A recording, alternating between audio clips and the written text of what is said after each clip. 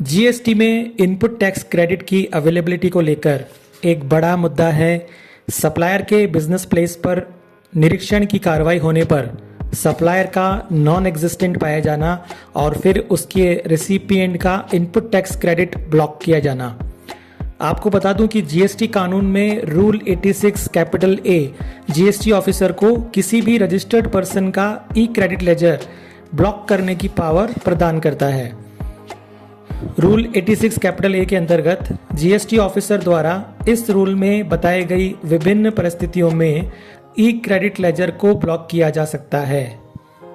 इन specified circumstances में से एक है यदि इनपुट टैक्स क्रेडिट ऐसी इनवॉइसेस के बेस पर लिया गया है जो ऐसे रजिस्टर्ड पर्सन द्वारा इशू की गई हैं जो अपने बिजनेस प्लेस पर नॉन एग्जिस्टेंट पाया गया या अपने रजिस्टर्ड बिजनेस प्लेस पर कोई भी बिजनेस कंडक्ट करता हुआ नहीं पाया गया। यानी रूल 86 कैपिटल ए के इस प्रोविजन के अनुसार यदि सप्लायर नॉन एग्जिस्टेंट पाया जाता है या अपने रजिस्टर्ड बिजनेस प्लेस से कोई बिजनेस कंडक्ट करता हुआ नहीं पाया गया हो तो ऐसे में ऐसे सप्लायर से प्राप्त इनपुट टैक्स क्रेडिट अवेल करने वाले रेसिपिएंट की ई क्रेडिट लेजर को इस रूल के तहत ब्लॉक किया जा सकता है। अब यहाँ पर एक बड़ा सवाल ये है कि अगर रेसिपिएंट बोनाफाइड है, उसके द्वारा किए गए परचेज ट्रांजैक्शंस जेन्युइन हैं और किसी भी लेटर पीरियड में जीएसटी अथॉरिटीज़ में इंस्पेक्शन या इंक्वायरी की जाती है और वहाँ पर सप्लायर नॉन एग्जिस्टेंट या बोगस करार दिया जाता है, तो क्या जेन्युइन एंड बोनाफाइड परचेजर की इनपुट क्रेडिट डिनाई की जा सकती है? आइए इस वीडियो में चर्चा करते हैं इस महत्वपूर्ण प्रश्न पर और जानते हैं इस सवाल का पॉसिबल जवाब। साथ ही मैं आपको इस वीडियो में ये भी बताऊंगा कि यदि आपके किसी जेन्युइन केस में भी इस तरह की कार्रवाई अमल में लाई जा रही है तो इसका पॉसिबल आर्ग्यूमेंट या डिफेंस क्या हो सकता है। सबसे पहले हम चर्चा करेंगे इस बारे में प्रोमिनेंट जुडिशियल व्यू की। इस संबंध में इंपॉर्टेंट केस लॉ है ऑनरेबल ओडिशा हाई कोर्ट का Bright Star Plastic Industries versus additional commissioner के केस में और honourable Kolkata high court judgment in the case of LGW Industries Limited versus Union of India. Bright Star Plastic Industries case में honourable Odisha high court ने held किया है कि ऐसे cases में बर्डन ऑफ प्रूफ डिपार्टमेंट पर होगा कि वह परचेजर और सेलर के बीच कॉनिवेंस यानी मिली भगत या साठ-गांठ प्रूव करे। अगर परचेज ट्रांजैक्शन जेन्युइन है और परचेज ट्रांजैक्शंस के समय पर सप्लायर एग्जिस्टेंट में था तो परचेजर के पास ऐसा कोई मैकेनिज्म या मींस नहीं है जिससे ये पता लगा सके कि ये सप्लायर बाद में नॉन एग्जिस्टेंट हो जाएगा। ऐसी स्थिति में बाद में डिपार्टमेंटल इंक्वायरी होने पर सप्लायर नॉन एग्जिस्टेंट पाया जाता है तो परचेजिंग डीलर का genuine input tax credit deny किया जाना गलत होगा। डिपार्टमेंट को ये शो करना होगा कि परचेज ट्रांजैक्शन बोगस या शैम है जो परचेजर और सेलर की आपसी कॉनिवेंस यानी मिली भगत से एंटर किया गया है। जब तक ये साबित नहीं किया जाएगा तब तक इनोसेंट परचेजिंग डीलर को बोगस आईटीसी के नाम पर कंपेंसेट करने को बाध्य नहीं किया जा सकता। LGW इंडस्ट्रीज लिमिटेड के मामले में ऑनरेबल कोलकाता हाई कोर्ट ने केस जीएसटी अथॉरिटीज को रिकंसिडर करने के लिए रिमांड बैक किया और हेल्ड किया कि अगर परचेज ट्रांजैक्शंस जेन्युइन हैं और वैलिड डॉक्यूमेंट्री एविडेंस द्वारा वेल कवर्ड एंड सपोर्टेड हैं तो परचेजर को इनपुट टैक्स क्रेडिट का लाभ मिलना चाहिए। इस मामले में दिए गए निर्णय को संचिता कुंडू वाले एक और मामले जिसमें भी कोलकाता हाई कोर्ट ने जजमेंट दिया था फॉलो किया गया।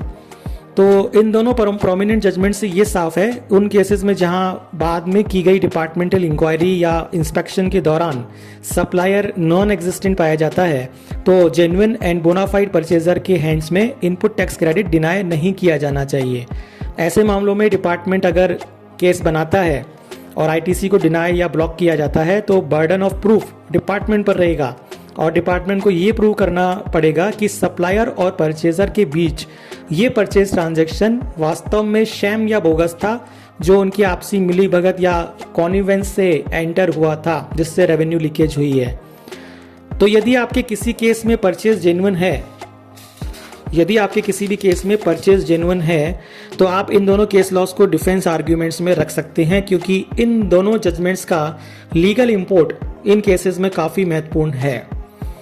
इसके साथ ही एक आर्गुमेंट ये भी है कि नॉन एग्जिस्टेंट सप्लायर को रजिस्ट्रेशन भी डिपार्टमेंट द्वारा ग्रांट किया गया है और डिपार्टमेंट के पास उसके बिजनेस प्लेस और कंडक्ट ऑफ बिजनेस के वेरिफिकेशन के लिए सभी आवश्यक मैकेनिज्म लॉ में प्रोवाइडेड हैं। पर परचेजर के पास इस तरह का कोई मैकेनिज्म नहीं है।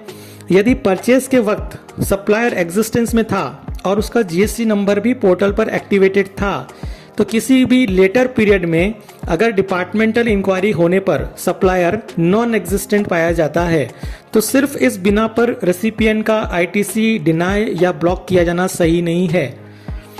डॉक्ट्रिन ऑफ इम्पॉसिबिलिटी के अनुसार भी किसी भी पर्सन को इम्पॉसिबल एक्ट परफॉर्म करने के लिए बाध्य नहीं किया जा सकता। जिस समय पर परचेज ट्रांजैक्शन किया गया, यदि उसके कुछ समय बाद डिपार्टमेंटल इंक्वायरी में सप्लायर को बोगस करार दिया जाता है तो इसमें ऑनेस्ट रेसिपिएंट की कोई गलती नहीं है।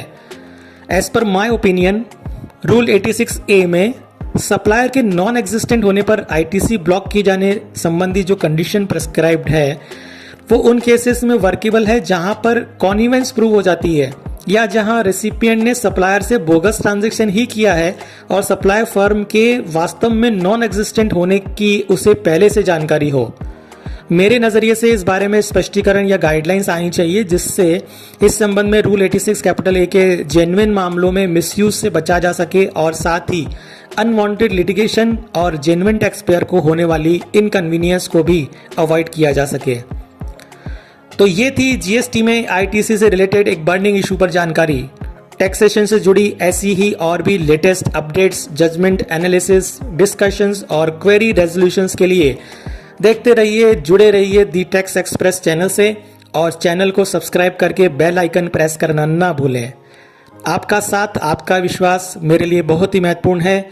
यदि आपका कोई भी सवाल हो या आपको लगता है कि किसी स्पेसिफिक सब्जेक्ट मैटर पर वीडियो बनना चाहिए तो आप कमेंट बॉक्स में कमेंट करके ज़रूर बताएं। आपके सजेशंस का स्वागत है। धन्यवाद।